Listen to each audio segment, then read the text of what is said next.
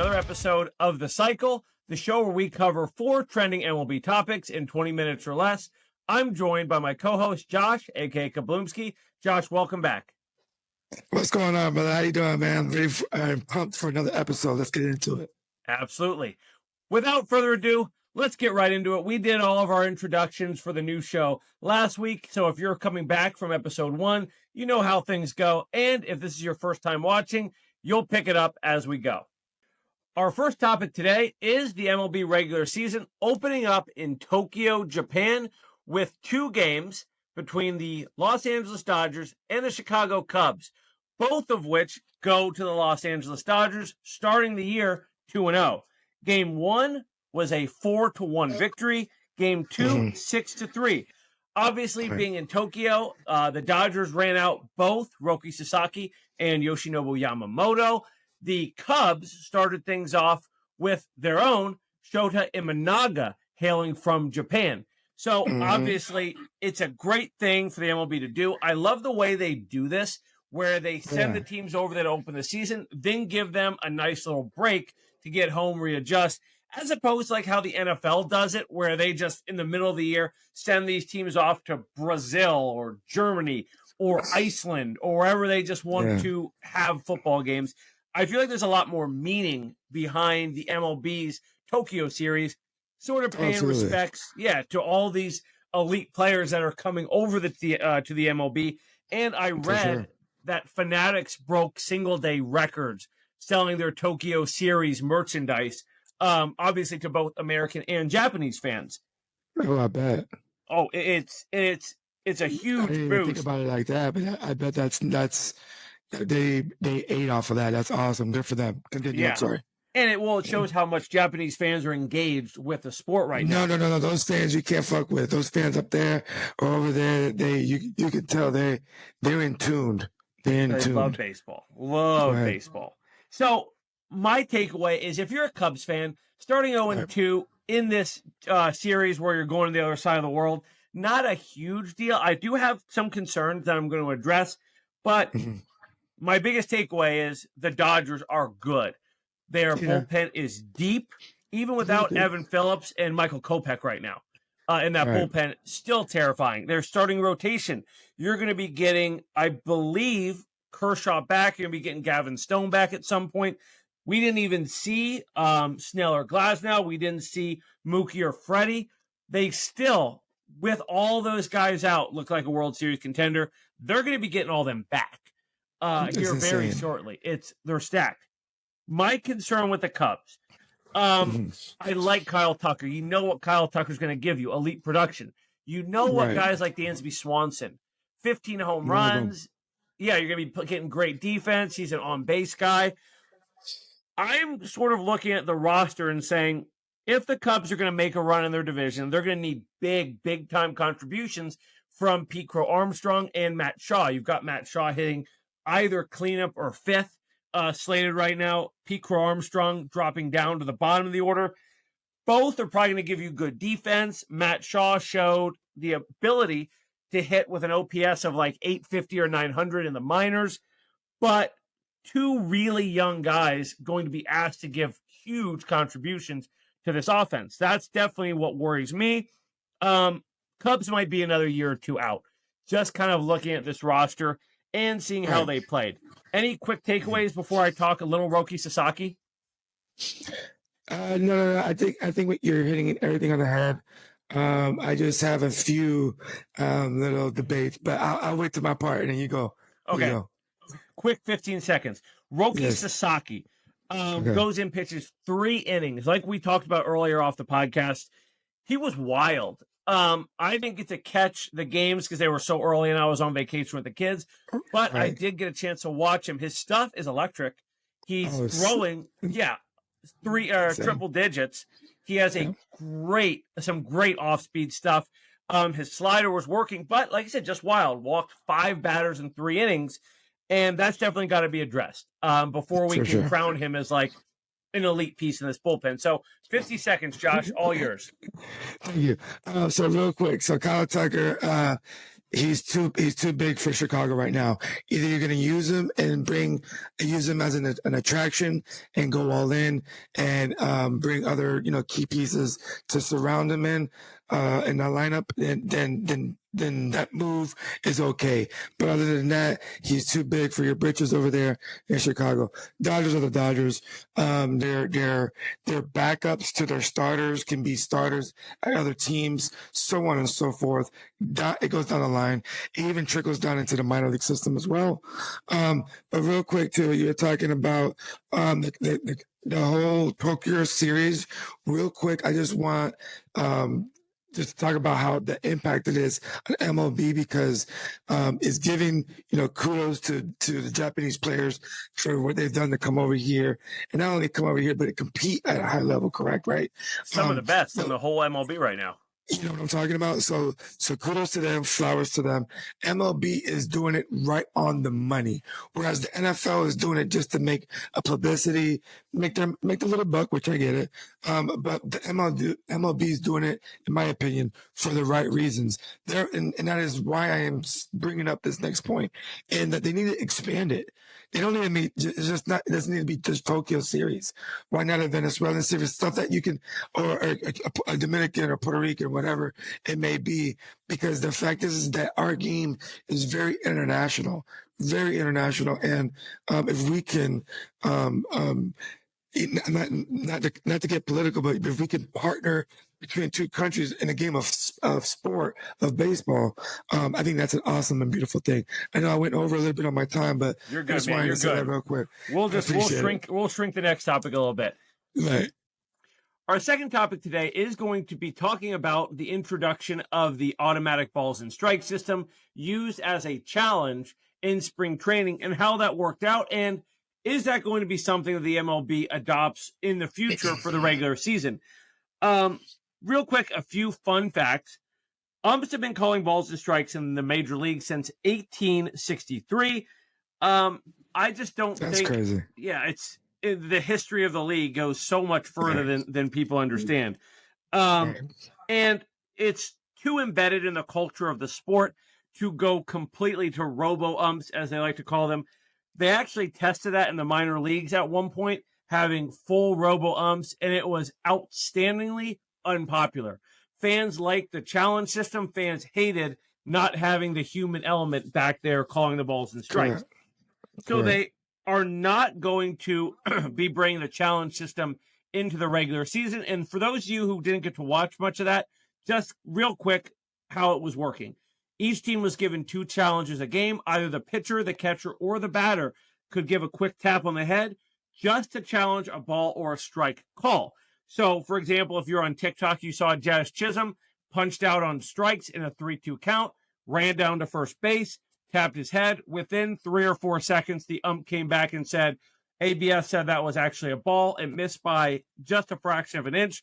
Umpire would call it a strike. So that was fixed.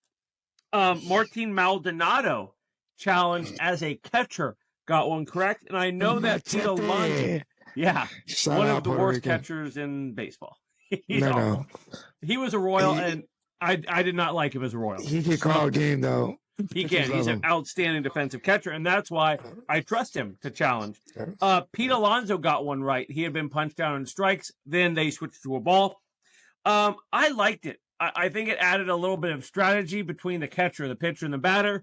That whole mind game thing being brought in, where do managers tell certain batters, hey, do not use this strike, challenge until the 7th inning? Or are there guys like Bobby Witt Jr., Juan Soto, Mike Trout, that managers say, green light, challenge if you feel it's correct. Think so, go ahead, right. Yeah. Do you tell the pitcher, you don't challenge, catcher can challenge, or vice versa? If you've got a young catcher back there and someone like Justin Verlander on the mound, do you tell the catcher, hey, only Justin can challenge? I think if and when they adopt the challenge system in the major league, at the major league level regular season, there's going to be a lot of strategy brought in, and I think it will add something to the game without taking away the human element like it would if they went completely robo-ump. So, Josh, you were a college catcher. Yes. Talk to me a little bit about how this would affect you, and Do you like it? Do you hate it? Are you a fan of the umps? Are you one of those catchers who didn't get along with them? Talk to me a little bit about how you think this would affect you. Well, for all the people that know me and that play with me, or I've heard, I talk a lot of shit when I played. So me and umpire would get into it a lot. But at the end of the day, it's a respect thing, and I loved it. I love the human element of having an umpire. Like you said, 1863. You said, I think you said, 1864. don't fuck with it, man. Yeah. Don't fuck, or 1864, whatever it is. Don't fuck with it. They're human. They're gonna make errors. So what? That's part of the game. I'm not against the ABS, though. I'm really not. And the reason why I'm not is because I think it's more of the kudos to the catchers. My catchers have been really focusing on stealing balls and strikes, or making balls into strikes, let's just say. Mm-hmm. And that's all in how they receive. When they receive the ball nowadays, it's very, very smooth but fast. And from the umpire's perspective, it's tough to diagnose if that was a borderline pitch because of where you ended up with your glove or where you received it at. You can't see it because of my motion is so great. So I think that plays a factor. And these umpires they're just getting bamboozled with their eyes just because of these catchers are so advanced now. But I think it does need to be had just because of some historical, plays that were decided on an umpire's call. The one that comes to mind always is the Tigers Galarraga, right? Yeah. Or whatever. Yeah. Andres Galarraga, yeah. Right. So I mean, it was such a tough pill to swallow, but that's just part of the game. And then at the end, they hold themselves accountable, and they apologize when they know they're wrong. So I like it.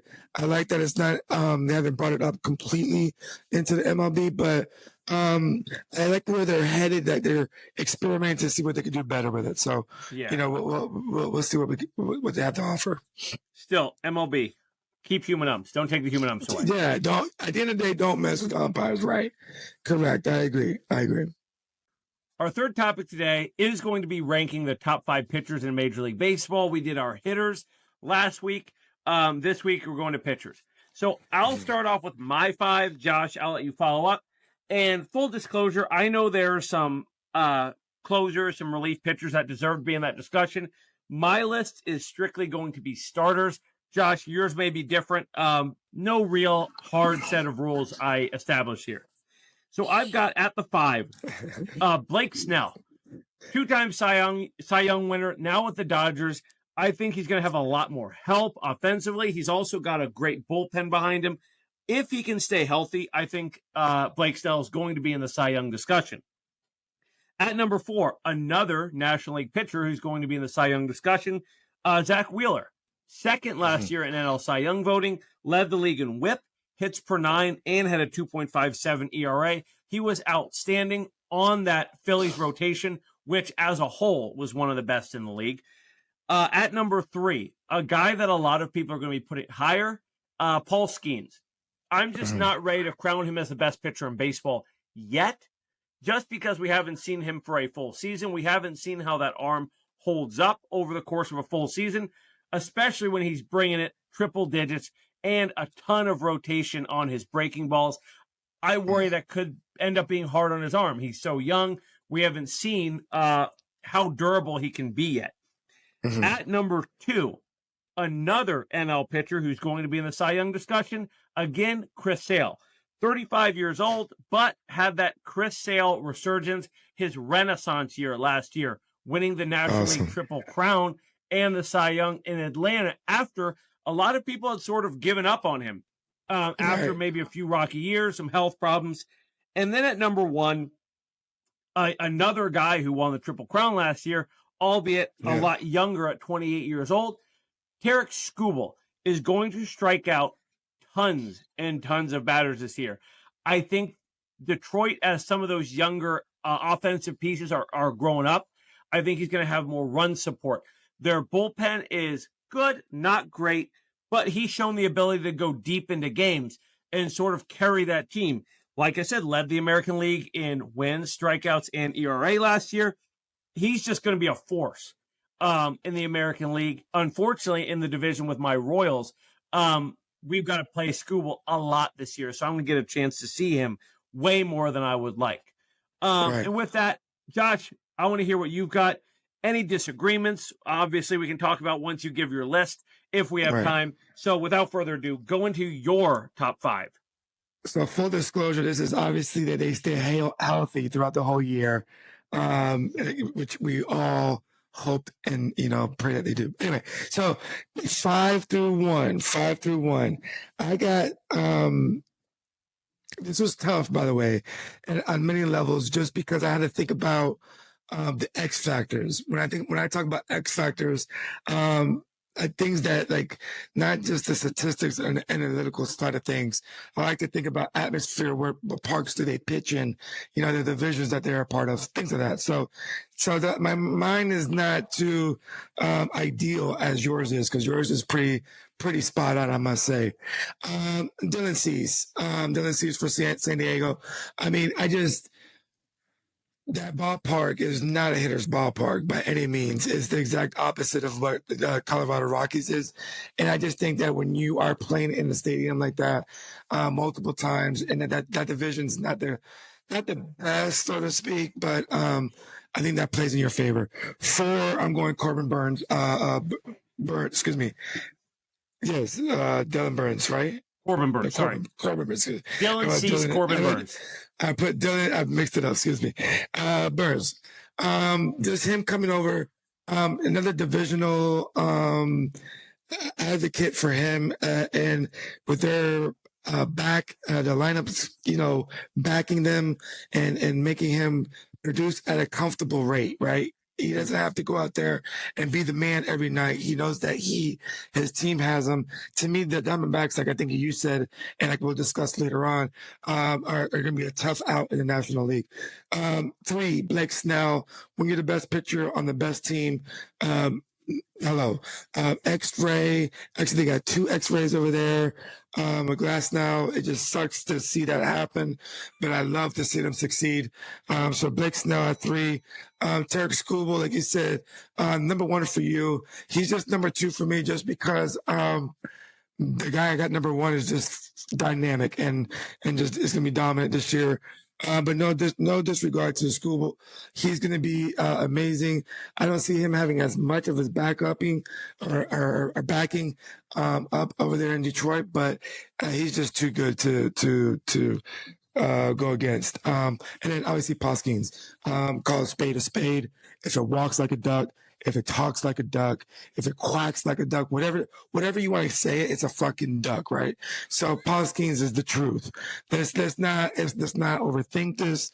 Let's not say, this give the man his flowers, or give him his credit right now, what it is. He's dominated in the spring training. He dominated last year. His arm is built for this. His body's built for this. Paskins, number 1. I'm not going to disagree with anything on your list. I left Corbin Burns off. I was going back and forth with him and Snell. Right. And by the end of the year, I would expect Corbin Burns to be at the top. I just want to see how he performs in Arizona this year. Change of scenery can be tough on some guys. He's done it before, going from Milwaukee to Baltimore. I would have had him at 6. I would have had Cease at my 9. So not too much to disagree with there. Guys, leave your comment, your top 5 pitchers. If you watch this far, we'd love to hear from you. With that, let's go ahead and move on to our last topic, though. Wrapping things up is going to be our 4th topic, which I did want to fit in last week, but I figured let's wait a little bit, get this topic in right before the regular season. By the time we record our 3rd episode, we will have watched regular season baseball outside of the Tokyo series. Cannot wait. It cannot come soon enough. I know it. Now, I want to talk World Series predictions, Josh. I've got mine. Okay. You have yours? I do. All right. Well, like I said, I told you off camera or off the pod, you're not going to like mine. I've got the Diamondbacks beating the Red Sox in 7. I have been a Diamondbacks truther all offseason. I've been posting on social media. I've said it on this podcast last week. They have the best offense in baseball. Guys like Kettle Marte, so underrated. Corbin Burns going into his third year is going to have. He's incredible. They are going to be so good this year. Offensively, unis, by the way, sick unis. Perhaps best uniforms in baseball. I hate that they changed away from the purple, but I think they did well with it. Also, they have a pool in center field, which is sweet. This is a team that's not far removed from being in the World Series 2 years ago. Obviously, they lost, but they got there in a year that surprised everyone. Last year, they just barely missed the playoffs. Like I've mentioned a bunch of times, they scored the most runs in baseball last year. It was the pitching that was the problem. They bolster that rotation with Corbin Burns. They have some young talent that we're going to see take another step forward, particularly Brandon Pfaadt. I'm a big fan of his. But they're just going to score a shitload of runs. And if you're the Dodgers, the only thing that can beat you, and I believe is a 5-game series. Nobody's beating them in the 7-game series. A 5-game series against a team with a few top-of-the-rotation pieces that are elite and a team that can just put up runs. That's the Diamondbacks. That is their MO. And I think that's the team that takes out the Dodgers in the divisional round, and then they go all the way to the World Series. In the American League, I've got the Red Sox. American League is just it's a tough division, or it's a tough league to call because the Yankees took a step back. I believe the Orioles didn't do enough to improve.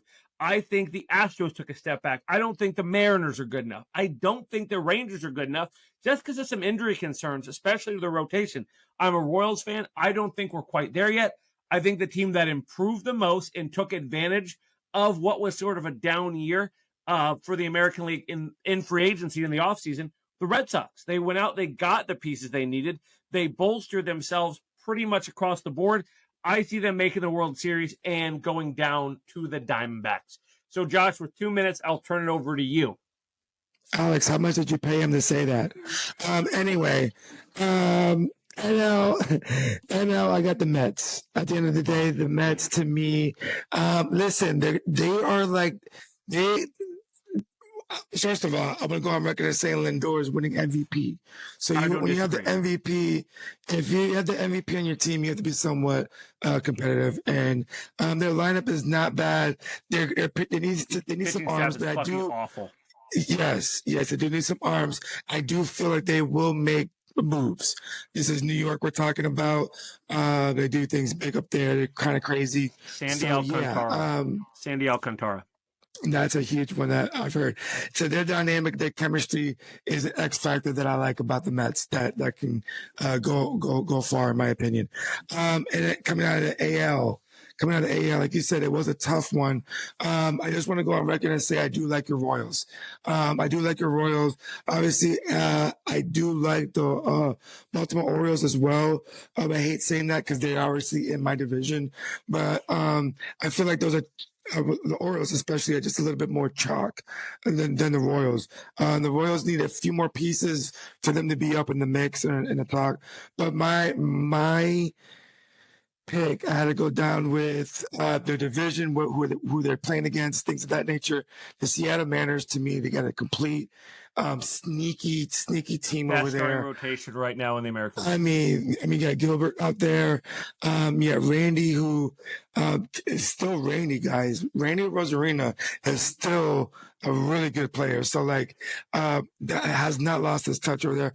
And they're making some moves. And the thing is, they're very quiet. It's not a big market over there. So they're, being a West Coast, they don't get that publicity, blah, blah, blah. And I think they like that. Like that. So, just to go a little bit different in the World Series pickings, obviously everybody wants to pick the Dodgers, but Seattle and the Mets, and I think it's Mets the year this year. I think that Lindor, like I said, yes, Lindor I admire you for going outside the box. You heard it here first, ladies and gentlemen. You heard it here first. I hope this goes viral. Go ahead. No, the Mariners, if you're picking them, obviously even all the way down their staff, George Kirby, Logan Gilbert, Brian Wu, they've got some young arms still in the waiting. Their bullpen, could be a little bit better. Andres Munoz still there, or yes, I believe Andres Munoz still over there. It's their offense I'll be worried about. Can Julio Rodriguez get back to that rookie year form? He will. He got hot last year toward the end of the year, so can he extend that a little earlier? He's tended to be a slow starter. But, sure. I like that pick a lot more than the Mets. I don't think the Mets make the playoffs. I said that last week. I don't think the Mets make the fucking playoffs. That's why I like that pick even more now. Well, we'll see. Hey, we'll revisit it middle of the year, see where we're at. Yeah, go ahead. I've already I've got our picks written down along with some of our bets we made last week. But with that, I think we wrap things up. Yes. Great show, Josh. Thank you for coming on. I had fun. I always love talking baseball. We have a little more trouble staying under our time on this show than we do with football, just because I want to talk so much ball. I could do a 2-3 hour show. I could do a show where every segment was 40 minutes. And I would if you guys want that, comment below. If you want to extend our segments a little bit. Yeah. Or if you want like a live show, whatever you guys want, put it down there. We'll try to accommodate whatever you guys need. Absolutely. And like I said, hey, post your World Series predictions. Post your top 5 pitchers. Tell us what you thought about the challenge system with the automatic balls and strikes. Whatever you want to comment, we love reading them. But with that, Josh, take us out, say goodbye, and we'll be out of here. I appreciate it. I'm just looking forward to this season. This season is about to be so amazing. So many storylines out there. I hope my Rays do good. I hope Sugar Shane is healthy. He went out today in spring training, so I hope you feel better. Sugar Shane, other than that, man, everybody like, subscribe, Kaboomski out. Appreciate you guys. Bobby Witt Jr., MVP year. No, not having. See ya. Love you. See ya, man.